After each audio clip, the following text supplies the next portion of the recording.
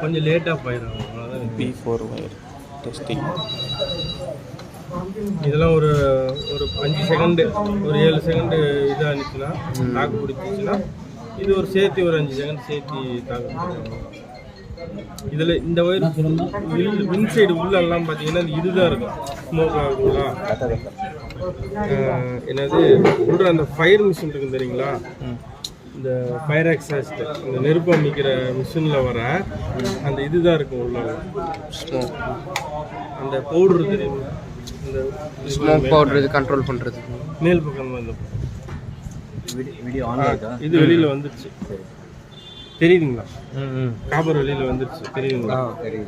கை வச்சிடாதீங்க, கை வச்சுக்கோங்க. நம்ம என்னது நம்ம ரெண்டு கடைசி தானே வின் பண்ணுது. மேக்ஸிமம் இது இப்போ எவ்வளோ வோல்டேஜ் கொடுத்துருப்பீங்க? மேக்ஸிமம் பார்த்தீங்கன்னா 250 ஆம்பியர்.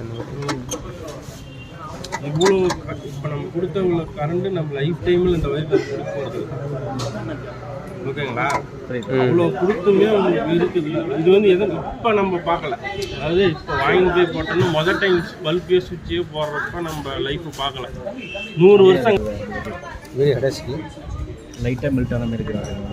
இல்லை மெல்ட்லாம் அப்படியே தான் இல்லை இதை இது கொஞ்சம் உப்பு இருக்கு பாருங்க. நான் சொன்னேன்ல அந்த பவுடரை, ஆமாம், அந்த ஃபயர் எக்ஸாஸ்ட் மிஷினில் அந்த பவுடர் இருக்கும்ல, பவுடர் கோட்டிங் இருக்கும். அதனால உங்களுக்கு அந்த லேட்டாக இது காப்பர் அந்த பழுத்து போயிடுது பார்த்தீங்களா, காப்பரோட குவாலிட்டி போயிடுச்சு பார்த்தீங்களா.